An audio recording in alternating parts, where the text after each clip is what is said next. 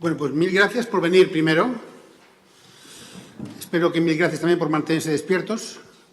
A estas horas una conferencia es muy tentadora, sobre todo para los que están detrás, plácidamente pueden dormir. Pero espero que en este caso tenga al menos lo que voy a hablar el suficiente interés para que por lo menos no ronquéis, digamos, mantengáis, podéis dormir, pero no hace falta que se ronque. Yo siempre digo que este es el momento más crítico para dar una conferencia, aunque podría ser peor, podríamos haber empezado a las 4 de la tarde, que iba a ser todavía peor. Entonces a las 5 más o menos es razonable, a las 6 está estupendamente y a las 7 es inmejorable. Pero a las 5 de la tarde creo que se va a poder hacer con cierta, digamos, forma y con cierto interés. Primero, a vosotros y vosotras, muchas gracias por venir y mostrar interés. Muchísimas gracias por la presentación. Y a Aitana y al CICODE, mil gracias por la invitación también.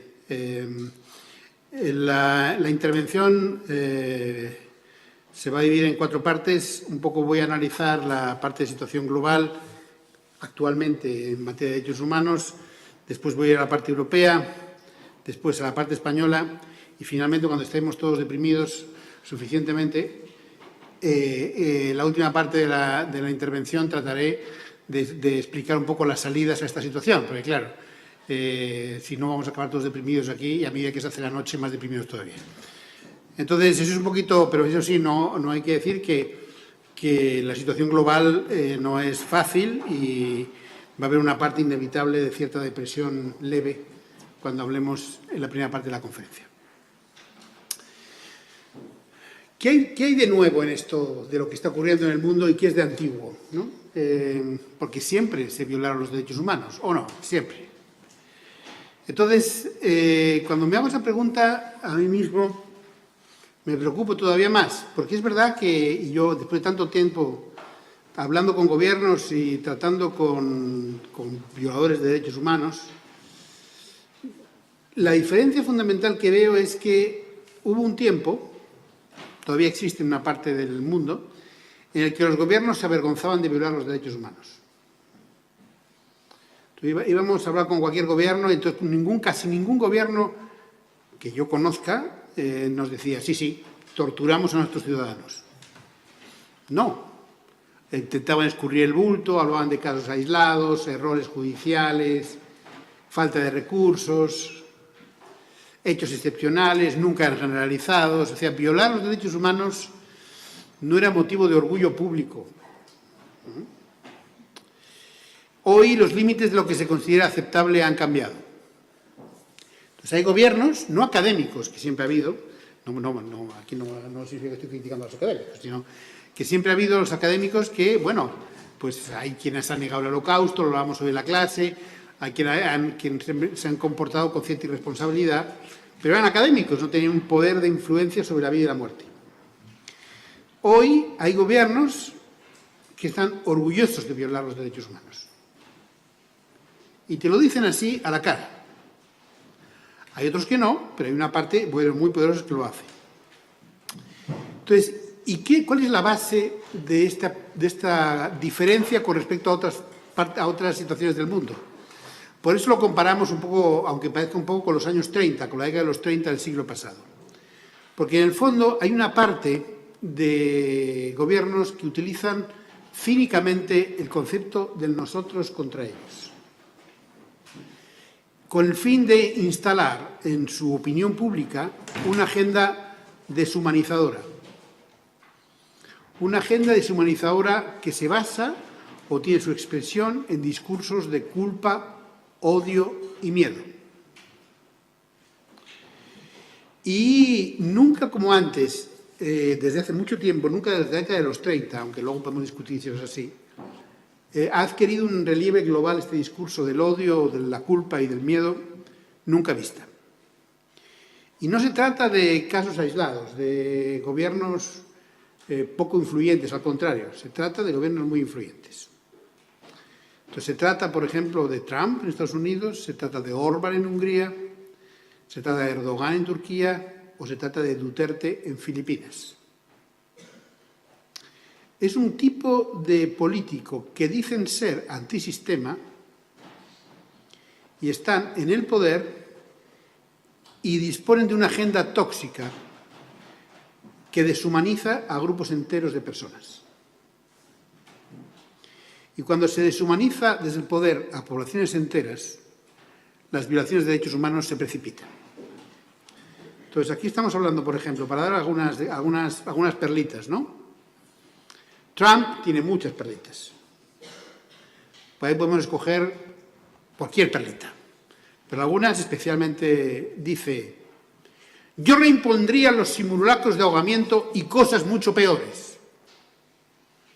Entonces, el concepto mismo de la tortura, que queda abolida y queda prohibida el año 84, está cuestionando de que la tortura en realidad él lo haría. Es decir, está directamente diciendo que él torturaría o admitiría la tortura.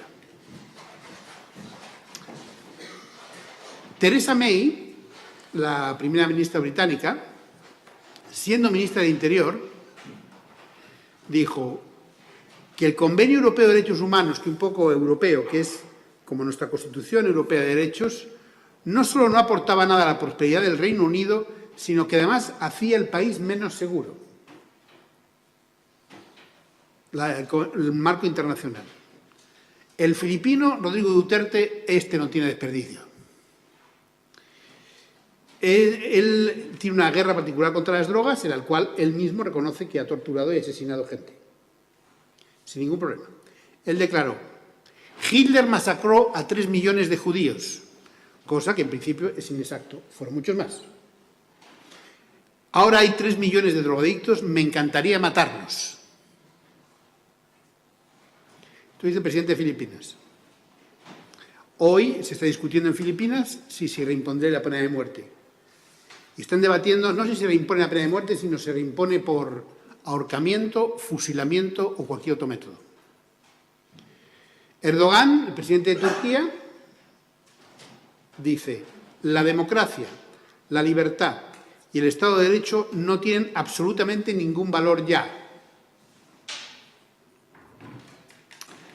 Por lo tanto, estamos hablando de países y gobernantes muy poderosos que están utilizando el nosotros contra ellos y que no queda en la retórica. O sea, porque todavía, si esto queda en la retórica, como siempre se ha pensado, bueno, Trump, en realidad, cuando sea presidente de Estados Unidos no va a ir tan mal la cosa, se va a moderar. No, tiene impacto en la vida de la gente.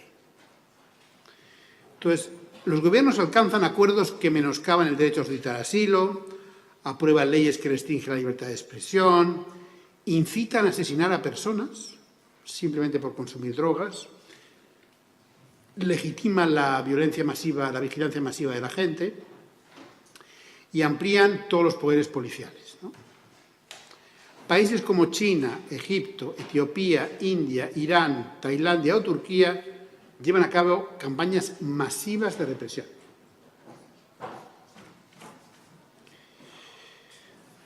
Ante esta situación, ¿a qué se añade esta política de demonización? Se añaden, por ejemplo, el terrorismo, el combate legítimo al terrorismo. Entonces, por ejemplo, en Francia han adoptado intrusivas medidas de seguridad insólitas. Han prolongado 5 veces el estado de excepción, que en su misma palabra reconoceréis que de excepcional no tiene nada. Si tú prolongas el estado de excepción 5 veces, deja de ser excepcional. Bien, entonces, y Francia, por ejemplo, luego entraré en detalles, pero, por ejemplo, ha apartado a todo el Poder Judicial de la revisión. Estoy inquieto porque todo se está cayendo aquí, pero no. Estoy aquí un poco inquieto, aquí se mueve la puerta, se cae, todo se mueve aquí. Le ruego no se mueva mucho, porque con esto de madera aquí, estoy aquí un poco tenso, que igual otra vez se me caiga algo. Y más cuando estoy hablando de estas cosas, nunca se sabe. Bien.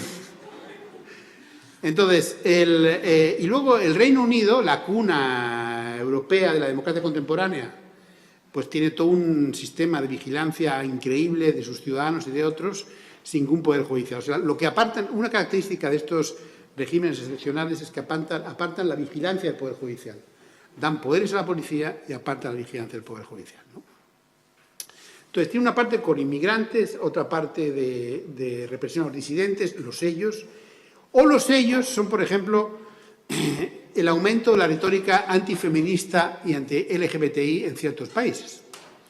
Por ejemplo, en Polonia, aquí en Europa, se intenta reducir los derechos de las mujeres, al que se respondió, por ejemplo, con protestas multitudinarias por parte de la gente. Y, por ejemplo, los europeos, que ya finalmente sabemos que no es que funcione mal la Unión Europea con los refugiados. No funciona mal, funciona estupendamente. Cuando quieres dejar fuera a los refugiados y los inmigrantes, funciona estupendamente. O sea, toda esta cuestión de cómo es posible que la Unión Europea mantenga 65.000 personas en Grecia tanto tiempo sin moverlas, la respuesta es muy sencilla. Porque no quiere moverlas. Y, por lo tanto, quiere que los refugiados estén fuera de la Unión Europea. Y aquí estamos, por ejemplo, los otros son los refugiados, los inmigrantes. Entonces, ¿qué hace la Unión Europea? Bueno, les pilló desprevenida la llegada de los refugiados, pero una vez que ya han cotejado la situación, pues llegan a acuerdos con Turquía, un país estupendo para los turcos y, por lo tanto, estupendo para los refugiados, donde un país segurísimo. Los refugiados, yo si fuera refugiado estaría segurísimo en Turquía, o quieren llegar a acuerdos, por ejemplo, con Sudán del Sur, otro país estupendamente donde irse de vacaciones en verano, o Afganistán, que también es otro país muy respetuoso de los derechos humanos, y qué no decir de Libia, que más que es un país son 1.000 países, y en donde hay 1.200 grupos armados, y aún así quieren llegar a acuerdos con esos, no sé si esos 1.200 grupos armados, lo cual va a ser difícil, para que no salgan refugiados de Libia. Entonces, ¿qué es lo que quiere Europa? Ellos son los refugiados. Entonces, los quieren dejar fuera de Europa en acuerdos parciales con estos gobiernos respetuosos de los derechos humanos. Ellos son también los refugiados que intentan entrar a Estados Unidos desde México. Ellos son también alguien a quien oponerse, que es el muro de Trump o las expulsiones, pero también el muro que existe en México hacia los refugiados que huyen de Guatemala, El Salvador y Honduras. Por lo tanto, esta es la situación. Estos son ellos, el concepto de nosotros contra ellos. Y eso está basado en el miedo, en la culpa, en el odio y en discursos extremadamente nacionalistas en el sentido de cuestionar los derechos humanos como elemento universal. Es decir, no sé si estará de acuerdo aquí mi colega de Derecho, pero uno de los grandes avances de la humanidad en los últimos 70 años ha sido lograr acabar el debate sobre si los derechos humanos son nacionales o universales. Son universales. Nunca antes después de la Segunda Guerra Mundial, el año 48, se impulsa todo un sistema de derechos humanos que llega hasta hoy, que hace que los derechos humanos se desarrollen en instrumentos internacionales, en corpus legales, que tengan su reflejo en códigos penales, en todo, desde el punto de vista de que todos somos libres iguales en dignidad y derechos. Es el concepto profundo. No hay un ser superior al otro, ni por origen étnico, ni por razones religiosas, ni por ningún tipo, sino todos somos iguales. Ese concepto mismo que hace que se derroten 20 siglos de lucha entre lo nacional e internacional en materia de derechos humanos es lo que está hoy en cuestión. Esa universalidad. Esto es lo que es diferente a lo que son nuestras violaciones de derechos humanos. Por lo tanto, si estos países cuestionan el concepto mismo de los derechos humanos, esto nos lleva a un escenario mundial caótico, que es el segundo mensaje que quiero que tengan. También muy estimulante para estas horas de la tarde. Es decir, esta perspectiva de un escenario mundial caótico es un escenario donde no hay reglas para los derechos humanos, donde hay turbulencias, donde hay cambios políticos radicales que ocurren en importantes naciones, desde Turquía hasta Brasil. India, por ejemplo, interesante India, el país de Gandhi, silencia la disidencia con leyes de la época colonial británica sobre la sedición. O, por ejemplo, China, que lo decía hoy a los alumnos hoy, China ha alcanzado la cumbre de su coherencia. Viola los derechos humanos dentro, los viola fuera.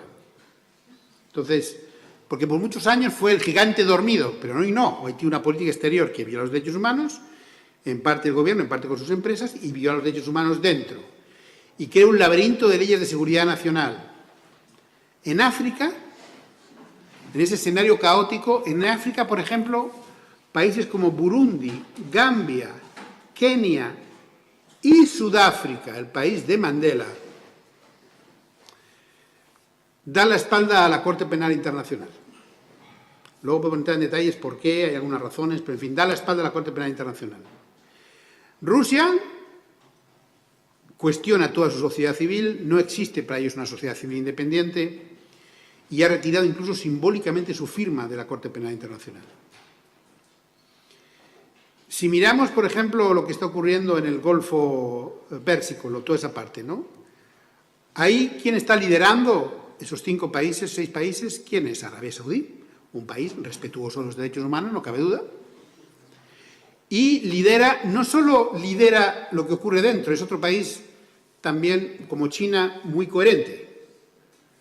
Viola los derechos humanos de su población a gran escala y los viola, por ejemplo, en toda la acción sobre Yemen. Países poderosos. Estoy hablando de todos estos países poderosos que todos están en el G8. ¿Quién es, entonces, ante esta situación? La pregunta es, ¿qué gobiernos va a defender los derechos humanos? Hasta ahora, con todos sus problemas, hay 2 honrosas excepciones en el grupo del G8. Alemania y Canadá. Son las excepciones en un G8 que cuestiona el concepto mismo de los derechos humanos. Pero, por ejemplo, Arabia Saudí, no entro en detalle, pero Arabia Saudí, cuando dice que las mujeres no son iguales a los hombres, cuestiona el concepto mismo de la igualdad, de la no discriminación, etcétera, etcétera. Cuando, por ejemplo, una cuestión muy interesante son los países del Golfo, o lo que yo llamo los países golfos. Estos países golfos que son Dubái, Emiratos Árabes Unidos, Qatar, que no son países empobrecidos. ¿A que no sabéis cuántos refugiados han recibido estos países? 0. 0 refugiados. ¿Por qué? Bueno, interesante, por ejemplo, Qatar. Miremos a Qatar. A ver, ¿por qué es importante Qatar? ¿Qué va a ocurrir en el 2020 en Qatar? ¿Perdón?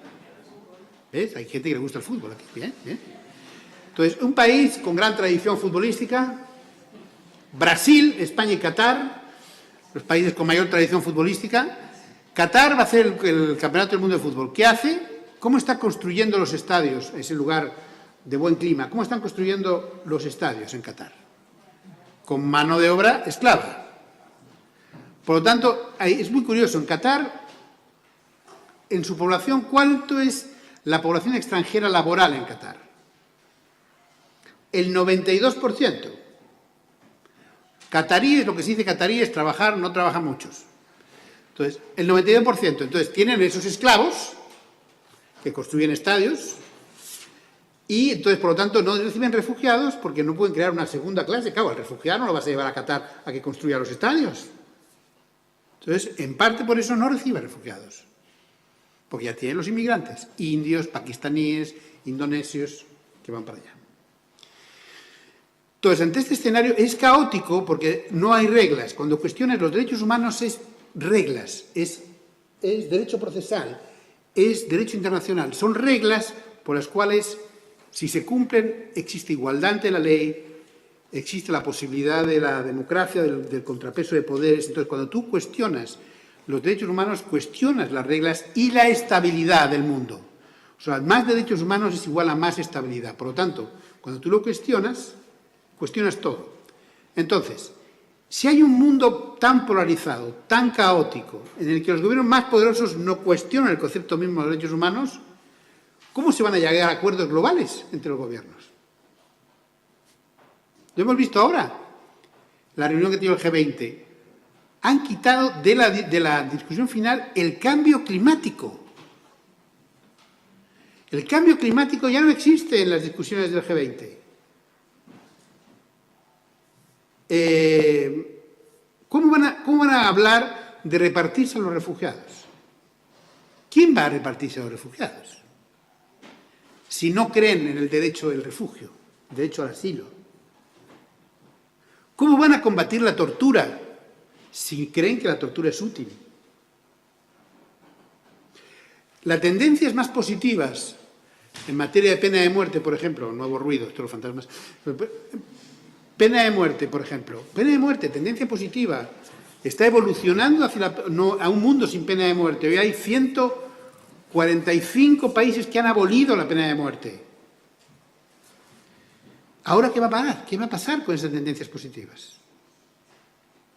Porque si países como Filipinas asume de nuevo la pena de muerte, ¿qué va a pasar con las grandes crisis y los conflictos armados? ¿Quién se va a poner a discutir en el Consejo de Seguridad sobre Siria, sobre Yemen, sobre Libia, sobre Afganistán, sobre Centroamérica, sobre la República Centroafricana, sobre Burundi, sobre Irak, sobre Sudán del Sur o Sudán? Hoy nosotros hemos documentado 23 países donde se cometen crímenes de guerra. ¿Quién va a ocuparse de discutir esto? Es lo que nos enfrentamos. A esto es lo que nos enfrentamos, este concepto mismo. Es decir, la indiferencia internacional ante los crímenes de guerra se ha convertido en algo totalmente normal. Y el Consejo de Seguridad permanece paralizado por las rivalidades entre sus Estados miembros. Siempre ha sido así, pero ahora no es solo por intereses, que también, es porque cuestionan el concepto mismo de los derechos humanos, algunos de estos países. Bien, este es el panorama global, apasionante y triste. Ahora vamos al europeo brevemente, al europeo. El europeo podría ser un equilibrio, Europa podría ser el equilibrio en materia de derechos humanos, podría ser. Tiene un sistema regional europeo muy sofisticado, un sistema común de instituciones europeas, una cierta coordinación entre 28 países, unas economías similares, pero en el ámbito de Europa lo que está ocurriendo, hay dos elementos que hacen que la situación sea peor. Una, la de refugiados, que hemos hablado, y la otra que quería mencionar son el terrorismo. Por supuesto que la amenaza de los actos de terrorismo en Europa y fuera de Europa, sobre todo, es real, son reales. Los ataques contra la gente, sea en Berlín o París, en los últimos 2 años también han sido brutales, y aquí lo conocemos bien. Entonces, por supuesto que los gobiernos europeos tienen el deber de proteger a la gente. El problema es a qué coste vamos a intentar proteger a esa gente, a la gente. ¿A qué coste? Al coste de acabar con nuestro sistema mismo de derechos humanos europeo. Yo mantengo y mantenemos en Amnistía que se está dando un desmantelamiento paulatino, pero constante, del sistema de garantías de los derechos humanos en Europa. Silencioso, porque no provoca una enorme reacción, y se debe a una respuesta basada en mantener una supuesta seguridad de las personas que poco a poco va acabando con nuestro sistema de vida basado en los derechos humanos. Con el argumento de salvar la vida de personas, hay gobiernos europeos que quieren acabar con nuestro sistema de vida actual, basado en los derechos humanos, y lo quieren reemplazar por uno basado en el miedo y en disfrutar de menos derechos. Hemos hecho un informe, una investigación, sobre los últimos 2 años en materia de terrorismo en Europa. Lo que muestra es que hay 14 países europeos que han tenido una respuesta desproporcionada al combatir el terrorismo, lo que pone en peligro nuestro sistema de derechos humanos. Por ejemplo, hay gobiernos europeos que criminalizan con penas de cárcel declaraciones de personas que no incitan a la violencia, poniendo en riesgo la libertad de expresión. ¿Dónde?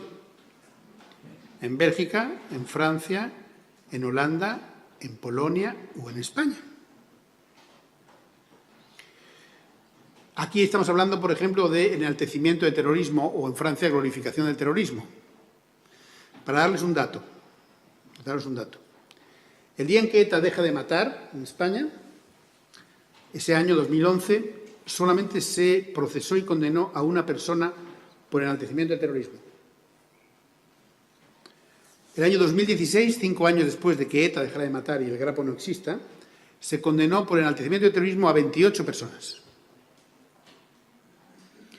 Hay una policía en España, y puedo hablarte de otros ejemplos de otras partes, que se dedican a vigilar la red, pero no para perseguir a peligrosos terroristas, como podían hacer y deberían hacer, sino para ver las declaraciones que hacen en relación al terrorismo gente, que no es lo mismo.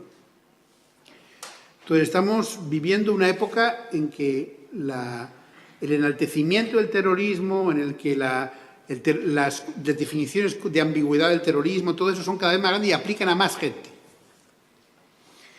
Un segundo elemento es la vigilancia masiva de datos y cuentas personales de correo electrónico.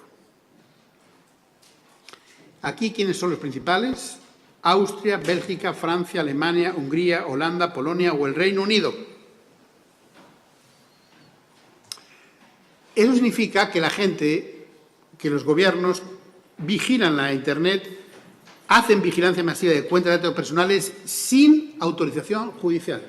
Los jueces no autorizan nada. Hay otros países que detienen a personas durante periodos de tiempo largos sin ser acusadas de ningún delito. Francia, Eslovaquia, Polonia o España.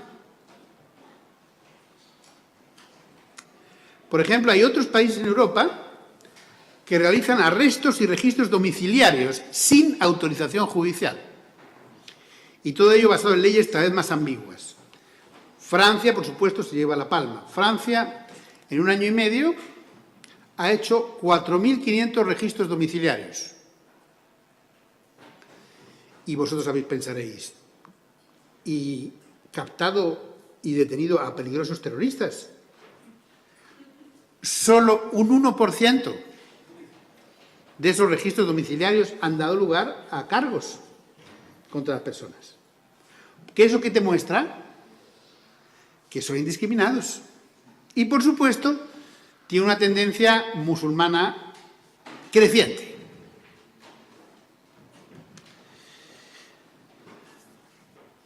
Estamos viviendo leyes excepcionales, estados de emergencia que se prolongan años. Y hemos visto como en varios países estos estados de emergencia se utilizan contra defensores de derechos humanos, periodistas, artistas o titiriteros. Aquí es muy interesante, los peligrosos titiriteros por el enaltecimiento del terrorismo. En Francia y España van a la cabeza. Y hay otros estados que además aprovechan para vincular terrorismo con crisis de refugiados, como por ejemplo hace Hungría o como por ejemplo hace Polonia. Esto es la situación europea con respecto a leyes de antiterrorismo, y esto no es algo baladí, porque esta tendencia en general a utilizar el terrorismo como un elemento para coartar libertades en ese supuesto debate entre seguridad y libertad se está dando en otros muchos países del mundo, ¿no? Menciono Europa como elemento, porque Europa podía ser un equilibrio de defensa de los derechos humanos, ¿no? Y no lo es. Bien, esta es la parte europea. Estamos ya cercanos a la parte de esperanza. Brevemente voy a repasar la parte española también y luego entraremos en las salidas. ¿Cuál es la buena noticia en España? Porque hay alguna buena noticia. Hay alguna buena noticia. Aquí conozco a algunas personas francesas. ¿Qué más hay extranjeras, europeas aquí? A ver. 4. ¿Hay franceses? ¿De qué otros países sois? Italia. ¿Perdón? Inglaterra. ¿Italia? ¿Alguien más que no sea Inglaterra, Francia o Italia? No somos europeos. Bien. En Europa, la buena noticia es que Esto es inquietante, sin duda alguna. Estamos en la situación española. Esto es inquietante, todos estos ruidos. Bien. En la parte europea, algo que podemos estar orgullosos es que, a diferencia de Francia, a diferencia de Italia y, en cierto modo, a diferencia del Reino Unido, y no que haya sido casualidad que estén aquí, en España no existe un discurso ni racista ni xenófobo por parte de los partidos políticos mayoritarios. Y esto, que parece poca cosa, no lo es. Pareciera poca cosa el hablar de que no lo, pero no lo es. Y no lo es porque otros colegas europeos y otros países europeos y los partidos políticos europeos, hemos visto Holanda, no hay nadie de Holanda aquí, ¿no? Están ocultos los de Holanda aquí. Bien. Entonces, pues tienen un discurso directamente racista, xenófobo y misógino en algunos casos. En España no es así. Y no es poca cosa, de verdad, no es poca cosa. Esa es la buena noticia. Y lo digo porque además hemos estado mucho tiempo retrasados en toda esa parte de racismo, xenofobia en España, ¿no? Voy a contar una anécdota muy curiosa, pero para que veamos cómo las cosas a veces, cuando se insisten, mejoran, ¿no? La Agencia Europea de Derechos Fundamentales es una agencia muy interesante que publica cada 2 años un informe sobre discriminación en Europa, ¿no? Valora toda la cuestión de minorías. Y el primer informe que publicó fue el año 2007. En ese informe que publicó el año 2007, preguntaba a los gobiernos europeos sus datos sobre racismo y xenofobia. Entonces, siempre me acordaré de esos datos porque eran interesantes. El Reino Unido hablaba de 25.000 casos documentados en 2 años de ataques racistas y xenófobos. Varios países hablan de miles, de cientos. Llega a España y dice, entre 7 y 9. Y yo pienso, ¿pero 7 y 9.000? No. Entre 7 y 9, es decir, 8, pienso yo. Si es entre 7 y 9, es 8. Entonces, pero que veáis que no había ningún tipo de registro de ataques de ningún tipo, ni racista, ni xenófobos, ni nada. No es que ahora haya un gran registro, pero se han empezado a documentar los casos de racismo, xenofobia, de odio, se han empezado a documentar. Entonces, todavía falta, pero estamos avanzando. Y realmente, cuando no hay desde el poder un discurso racista y xenófobo, al final cala en la sociedad. Cuando lo hay, también cala. Esa es la buena noticia. La mala es que esa retórica positiva de acogida a personas que huyen de conflictos o de derechos humanos no va ligada a una acción sostenida de acogida de refugiados. Entonces, aquí está lo que decimos y lo que ocurre. En Alemania ha recibido en 2 años a 1,5 millones de refugiados. España ha recibido organizadamente a 1.100, casi 1.200, organizadamente. Pero claro, también han llegado refugiados. Entonces estamos hablando de que han llegado aquí unos 15.000 refugiados. En este año y medio, unos 15.000. Porque la gente llega, no hace falta que la organicen, la gente también llega aquí, ¿no? En fin, no organizadamente. Pero en Alemania es 1,5 millones. De hecho, el año 2016 hubo 1.100.000 refugiados que llegaron a Europa. 120.000. ¿Cuántas solicitudes de asilo hubo en España? 15.000. O sea, somos los países que menos solicitudes de asilo está llegando. Pero pese a ello, España le cuesta recibir a refugiados. ¿Y por qué le cuesta recibir a refugiados? ¿Es porque el gobierno central es desorganizado? No. Es porque no quiere recibir a muchos refugiados. A pesar de la opinión pública que está a favor de recibir a los refugiados. Y esto luego podemos entrar en detalles de lo que es la opinión pública, pero está a favor. Entonces, realmente, cuando se compromete a recibir a 17.377 y recibes a 1.200 o casi 1.200, esto significa que van a transcurrir unos próximos 20 años hasta que tengamos a los refugiados. Entonces, hay una diferencia entre lo que es palabra, discurso y retórica. Este es el problema de España. Y cualquier comparación con Europa, países europeos, también va mal. Uno de los argumentos que habla el gobierno español de por qué no recibe más refugiados va porque los griegos son muy desorganizados y no registran bien a los refugiados que están allí. Este es el argumento. Los pobres griegos, que bastante tienen con lo que tienen allí. Entonces, claro, pero tú vas allí, hemos ido a Grecia hace muy poco y vamos a las embajadas. Entonces fuimos a la embajada de España y fuimos a la embajada de Alemania. La embajada de Alemania tiene toda una serie de funcionarios que están dedicados a acelerar las solicitudes de asilo. En España no encontramos un solo funcionario que se dedicara a esto, sino solo encontramos a policías, parte de la frontera europea, que es la policía Frontex, la policía europea, que se dedica a ver si los que vienen son peligrosos terroristas, que no es lo mismo. Entonces, cuando le decimos al Ministerio de Asuntos Exteriores, mientras Alemania da miles de visados humanitarios, en España me dice el gobierno español, pero aquí no existe el visado humanitario como tal. Se llama visado por razones humanitarias. Y digo, ¿y la diferencia?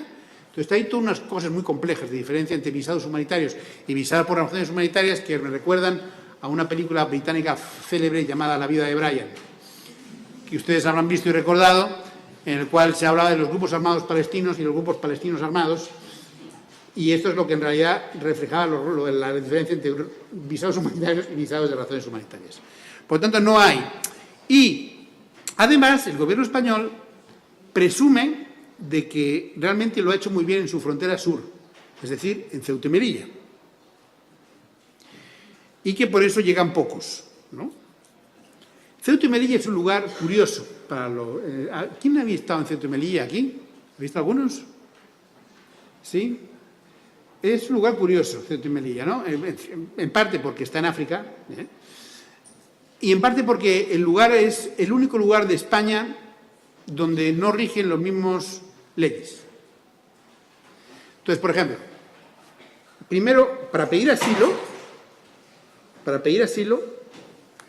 en cualquier lugar tú pides asilo en España, te dan el papelito, solicitante de asilo, digamos que estás en Granada y te puedes mover sin problemas a Sevilla o te puedes mover a Málaga.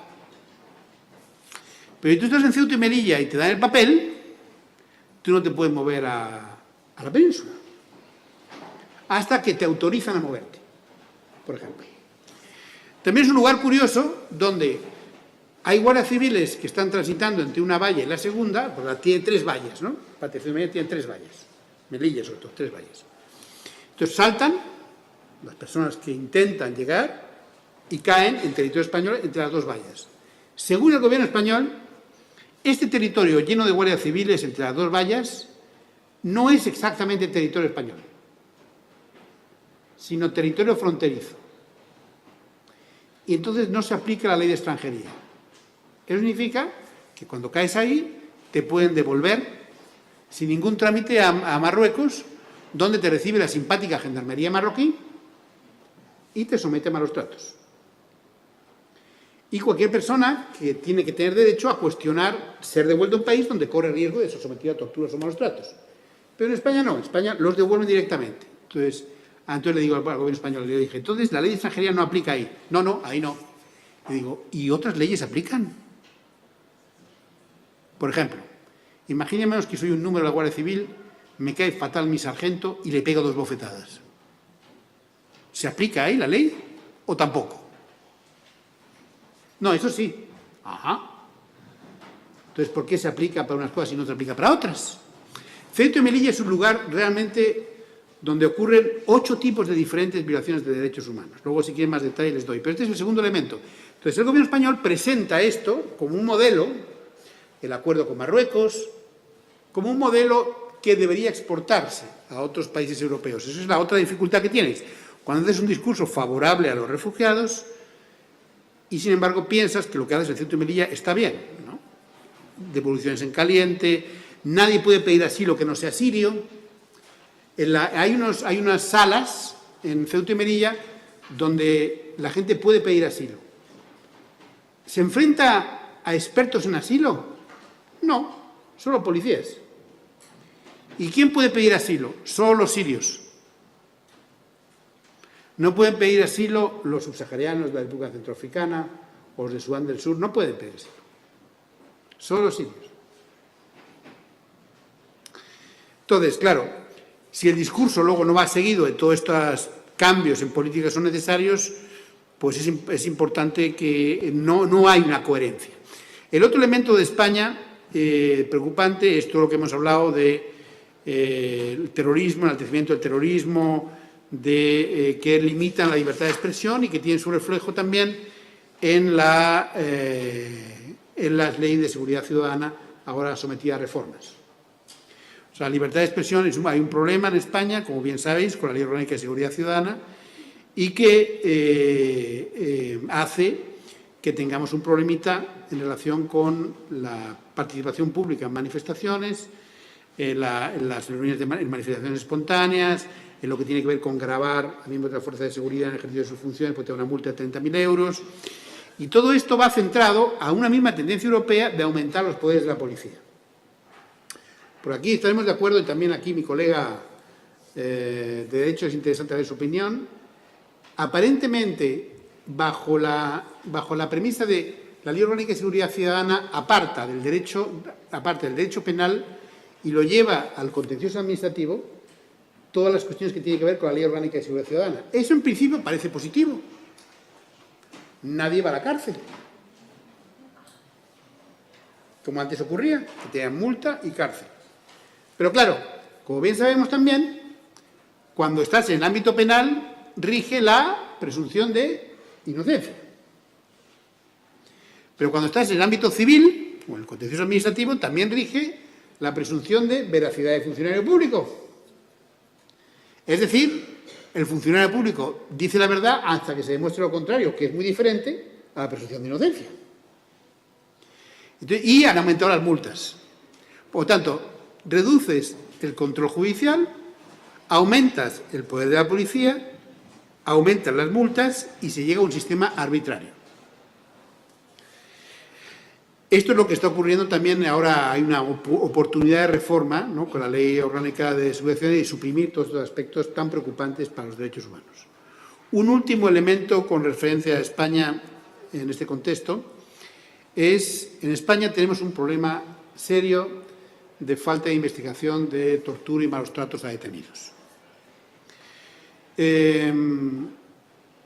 No se investigan bien las torturas.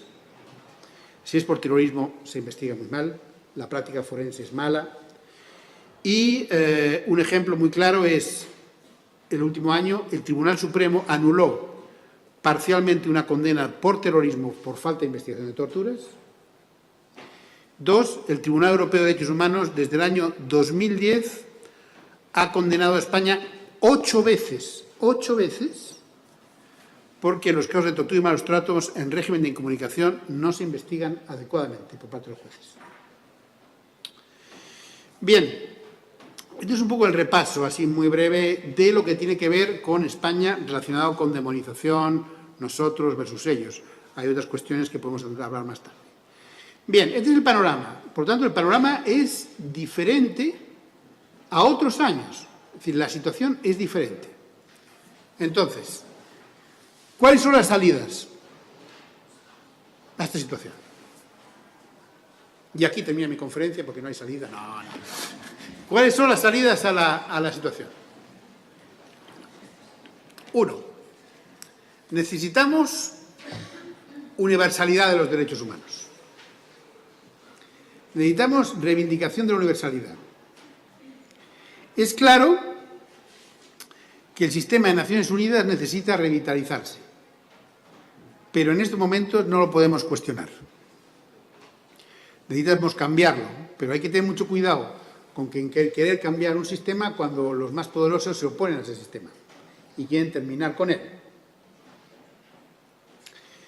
Entonces, hay que reivindicar en Europa el Tribunal Europeo de Derechos Humanos, el Consejo de Europa, aunque nos parezca que tienen grandes debilidades, hacen una labor buena para los derechos humanos, y el sistema de Naciones Unidas hay que intentar revitalizarlo, pero sin oponernos a él. ¿En qué sentido?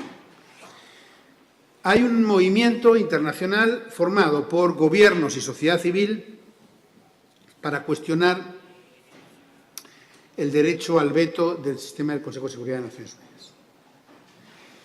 Este sistema del veto, como bien sabéis, es que Francia, Inglaterra, Francia, Reino Unido, Rusia, China y Estados Unidos tienen el poder de vetar cualquier decisión del Consejo de Seguridad.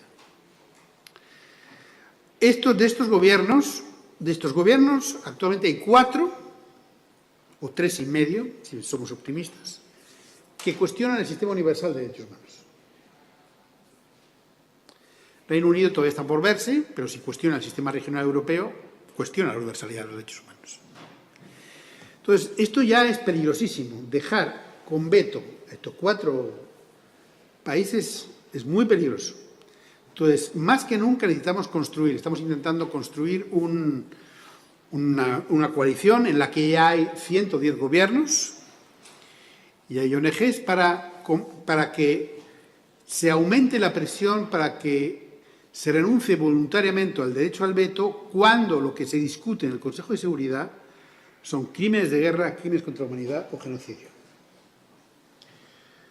Esto es muy difícil de lograr, pero es importante que haya un apoyo masivo de la sociedad civil a esto. Y por parte de gobiernos también. Hay un solo gobierno con veto que lo apoyaría, que es Francia, y hay que ver qué va a pasar en las elecciones después, ¿no? Pero de momento lo apoya. Por lo tanto, se puede reformar, de hecho es necesario reformar, sobre todo esa parte del veto, porque tenemos gobiernos ahora que están opuestos al sistema universal y ejercen el veto dentro del sistema universal y están preparados a que ese sistema debilitarlo. Muy importante lograr que no haya retrocesos en los sistemas regionales de derechos humanos y están en riesgo. En América Latina, en América en sí, todo lo que es el sistema interamericano de derechos humanos está en riesgo porque lo quieren convertir algunos gobiernos en simplemente un sistema de apoyo o de asesoramiento a gobiernos y no en un sistema que cuestione los gobiernos. De ahí, por ejemplo, que Venezuela se ha salido del sistema interamericano de derechos humanos, de ahí que Bolivia y Ecuador lo cuestionen, de ahí que Cuba y Estados Unidos no estén en el sistema americano de derechos humanos.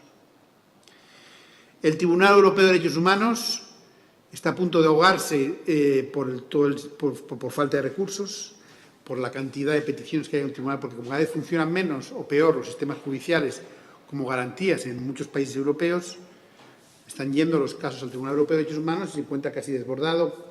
Están pensando en restringir el acceso de la gente. Por lo tanto, necesitamos más universalistas de los derechos humanos en estos momentos. 2. Una de las cuestiones que podríamos avanzar también es en la defensa, concentrándonos en la defensa de los defensores de derechos humanos. Si hay algo que hace que la sociedad sea mejor de lo que era hace 50 años, es todo el núcleo de organizaciones de defensa de los derechos humanos y defensores que hay en todas partes del mundo. Organizaciones pequeñas que trabajan sobre derechos de las mujeres, minorías, pueblos indígenas, periodistas. Y esas organizaciones están actualmente en el núcleo de lo que los gobiernos quieren reprimir. Cuando hablamos de un país como México, en donde mueren al año 20 periodistas asesinados, México, una democracia, 20 periodistas asesinados. Por lo tanto, necesitamos fortalecer esos defensores, necesitamos que haya una parte de defensa de esa gente. En Túnez, en Bahrein, en toda esa parte de esos gobiernos de los países golfos, algunos de los países golfos como Bahrein, tienen una parte de defensores de derechos humanos. En Arabia Saudí, por ejemplo, han acabado con los defensores de derechos humanos independientes. Entonces, es importante proteger lo que están en el terreno ahora mismo. Esa gente es otra de las líneas que tenemos. Creo que tenemos que lograr, antes de que colapse el sistema, la responsabilidad compartida de los refugiados. El año 2016, sí, a mitad de año tuvieron una cumbre global sobre refugiados, organizada por Naciones Unidas y luego por Obama. como todas las cumbres de Naciones Unidas, su principal acuerdo fue: tenemos que hacer otra cumbre. Entonces, ahora esta cumbre, nueva cumbre, esperemos que definitiva, es algo que va a estar el 2018. Pero ¿qué cumbre vamos a tener con los gobiernos que tenemos? ¿Qué decisiones se van a tomar sobre responsabilidad compartida con los refugiados?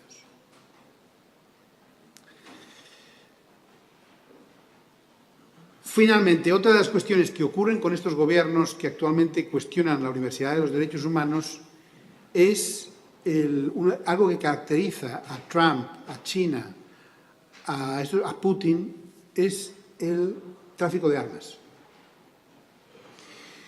La industria que bate palmas con las orejas con las decisiones de Trump es la industria armamentística. Entonces, ahí tenemos los instrumentos para hacer que este comercio de armas pueda limitarse con el Tratado Internacional que regula el comercio de armas que se aprobó el año 2013. Por lo tanto, necesitamos un enorme esfuerzo en la universalidad de los derechos humanos. Y la historia de la represión, los sistemas de derechos humanos ofrecen a la gente un modo de rendir cuentas de sus obligaciones a los gobiernos. No proteger los derechos humanos siembra las semillas de crisis futuras. Es importante que tengamos en mente lo siguiente: no es una cuestión moral, no es una cuestión solo legal, es que la injusticia y la represión engendran inestabilidad, mientras que son los derechos humanos lo que engendran estabilidad. Quiero dar un ejemplo para que veamos de lo que estamos hablando. Los levantamientos que tuvieron lugar en el mundo árabe hace 5 años. ¿Qué pasó con eso? Es el ejemplo claro de la relación entre fracaso del sistema y represión gubernamental de la disidencia y falta de protección de los derechos humanos. Y esto que ha llevado a una inestabilidad enorme en la zona. El fracaso de las primaveras árabes, la represión brutal, ha llevado a Siria, a donde está, a los sirios, ha llevado a Libia, donde está, a Egipto, donde está. Por lo tanto, este es el ejemplo más claro de cómo la represión y cuestionar el concepto mismo de los derechos humanos lleva a una inestabilidad que se prolonga durante años y provoca un enorme sufrimiento en la población. Así que necesitamos ahora, más que nunca, estabilidad para los derechos humanos y universalidad para los derechos humanos. Termino con una reflexión final. Nos enfrentamos a un tiempo de resistencia, a un tiempo de mantener avances que creíamos construidos, al menos formalmente, desde hace 70 años. Pero el mensaje es que, a pesar de esta dificultad, nunca antes la humanidad tuvo una sociedad civil tan organizada y tan comunicada para defenderse. No estamos inertes. La sociedad civil se comunica, se relaciona y se coordina en todas las partes del mundo. Hay organizaciones de todo tipo casi en cada lugar del mundo. Es mucho más difícil ocultar las violaciones de derechos humanos. El gran problema que tenemos es que hay algunos gobiernos que no van a querer ocultar las violaciones de derechos humanos, sino que las van a reivindicar. Y os pido que esa reivindicación de la normalidad de violar derechos humanos no nos acostumbremos. Porque en el momento que nos acostumbremos a la normalidad de la violación de derechos humanos, nos acostumbraremos a otro tipo de vida que no queremos tener. Gracias por vuestra atención.